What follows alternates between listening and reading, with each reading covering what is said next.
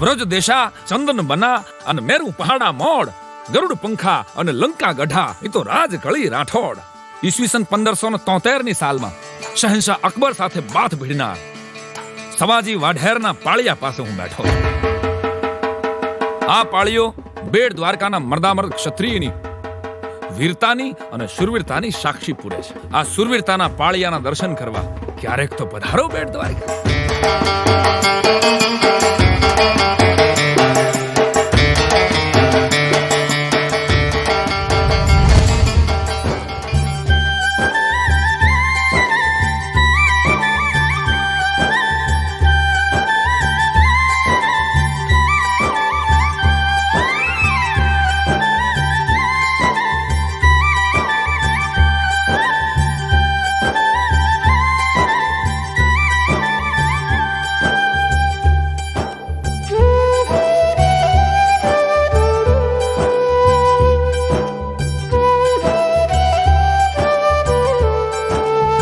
બેટ દ્વારકાથી 8 કિલોમીટરના અંતરે આવેલું છે આ દાંડી હનુમાનજીનું મંદિર.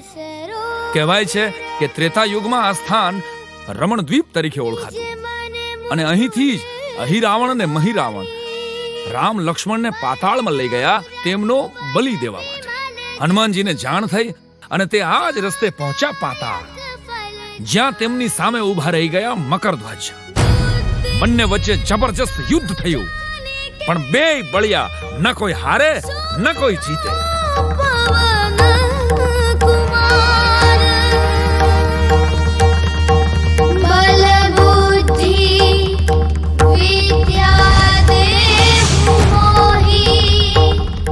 હનુમાનજી પણ વિચારવા માંડ્યા કે મારો એક હાથ પડે એ કોઈ દી ઊભો ન થાય, અને આતે વળી કોણ આવ્યું મારું સમોવડ્યું.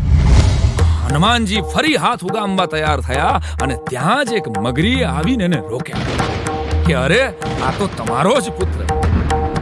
હનુમાનજી ફરી વિચારે છે કે હું તો બાળ બ્રહ્મચારી અને આ મારો પુત્ર ક્યાંથી.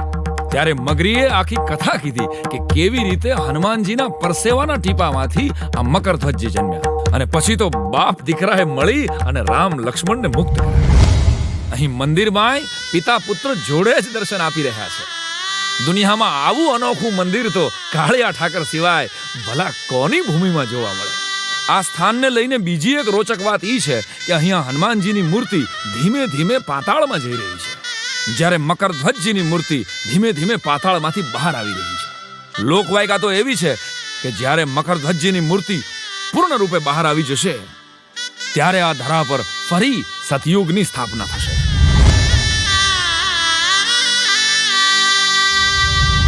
જો નીચા છે હનુમાનજી છે, ઊંચા હનુમાનજીના દીકરા છે.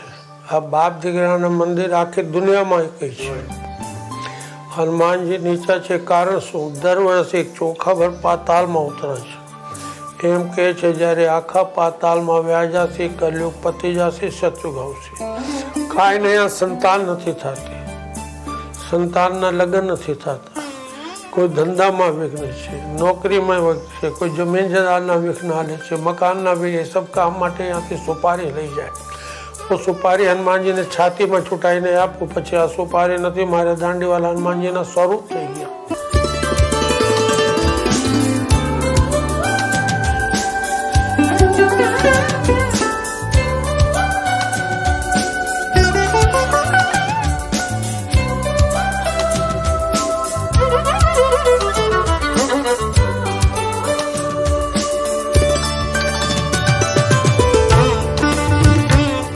દાંડી હનુમાનના દર્શન કર્યા બાદ હું અત્યારે બેઠો છું 84 ધૂણાઓની વચ્ચે. સિદ્ધ યોગીઓ દ્વારા પ્રસ્થાપિત આ 84 ધૂણાઓની જે શ્રદ્ધાપૂર્વક પ્રદક્ષિણા કરે ને એને પછી 84 લાખ યોનિઓમાં ભટકવું પડે નહીં, એવી દ્રઢ માન્યતા છે. તો આ 84 ધૂણાઓની પ્રદક્ષિણા કરવા માટે ક્યારેક તો પધારો બેટ દ્વારિકા. અહીં તુલસી ચોરામાં બિરાજેલ પ્રભુ શ્રી રામ, ભાઈ લક્ષ્મણ અને માતા જાનકીના દર્શન પણ અલૌકિક છે. ગોસ્વામી તુલસીદાસજીએ આ ધરતી ઉપર તપ કર્યું છે. ધન્ય છે બેટ દ્વારિકાને. કૃષ્ણના ધામમાં મહાપ્રભુજીની બેઠકનો લાભો સૌ કોઈ લે છે.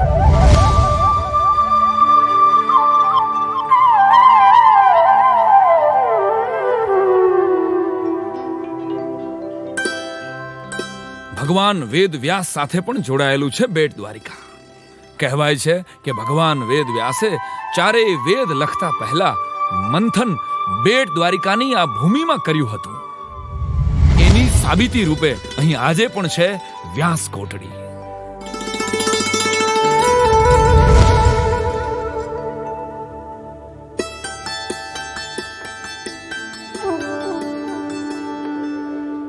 શ્રી કૃષ્ણના કુળદેવી અભયાય માતા છે.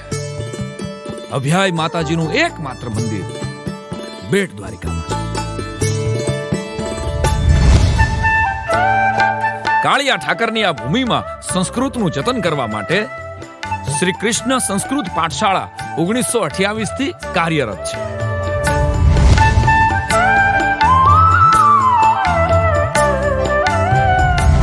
અનેક ધર્મોના તીર્થ સ્થાનોને પોતાના હૈયામાં સંઘરીને બેઠેલું આ બેટ દ્વારિકા, જેણે માત્ર તીર્થ સ્થાનો જ આપ્યા છે એવું નથી, પરંતુ મારા કવિ હૃદય મિત્ર સ્વર્ગસ્થ રામભાઈ ઠાકર, જેણે મને આ બેટની ધરતી સાથે પ્રેમ કરાવ્યો, એ મને કાયમ કહેતા કે સાંઈરામાં બેટ છે ને એ તો દ્વારિકાધીશની ગુજરાતીઓને અણમોલ ભેટ છે.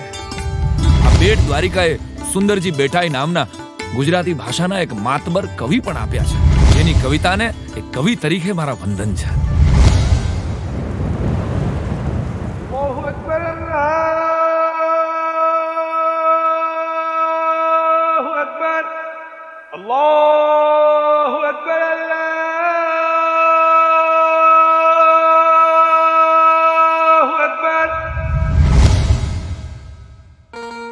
બેટ દ્વારિકાની આ પૂર્વી દરિયાઈ પટ્ટી પર તમે હાજી કિરવાણી પીરની દરગાહને સજદા કરી શકો છો.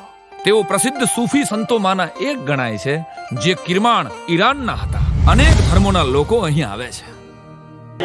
કિરમાણી પીર મુલ્કે ઈરાનના છે અને ઈરાનના કસબાએ કિરમાનના છે, જેનાથી કિરમાની તરીકે ઓળખાય.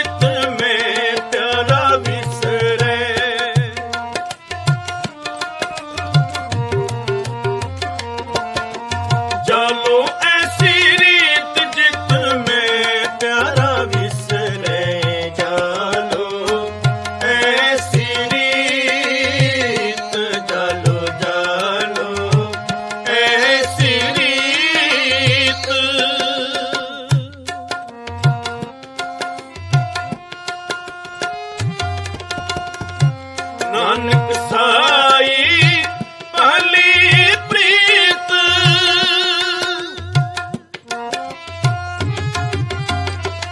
नानक साई पहली प्रीत, जित साहेब सेती बत.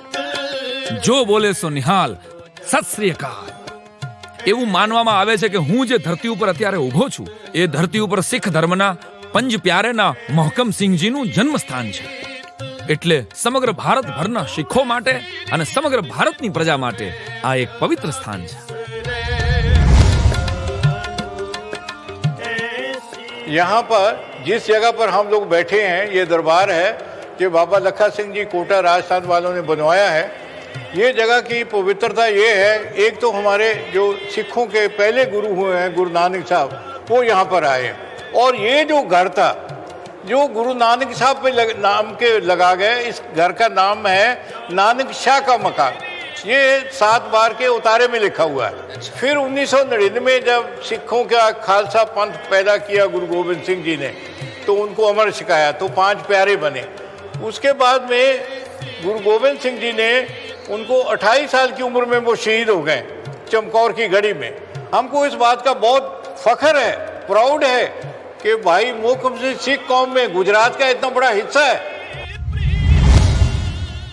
કાળિયા ઠાકરની આ ભૂમિ જાહો જલાલીથી ભરપૂર હતી.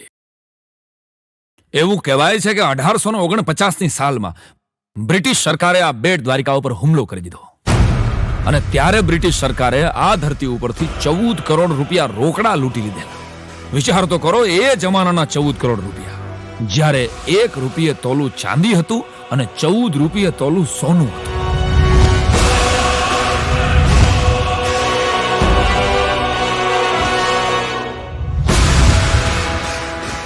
આ નગરીનું ખરું હીર તો હતું મારા વાલા દ્વારિકાધીશની હાજરી.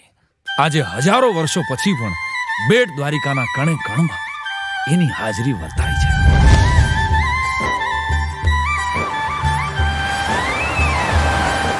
આવો આપણે સૌ સાથે મળી અને બેટ દ્વારિકાની આ સામુદ્રિક વિરાસતને બચાવીએ, બેટ દ્વારિકાના પર્યાવરણને બચાવીએ, બેટને વધારે ચોખ્ખું રાખીએ. જુદા જુદા મઝહબના લોકો બેટની ધરતી પર સંપીને રહે છે, એને મારા વંદન છે.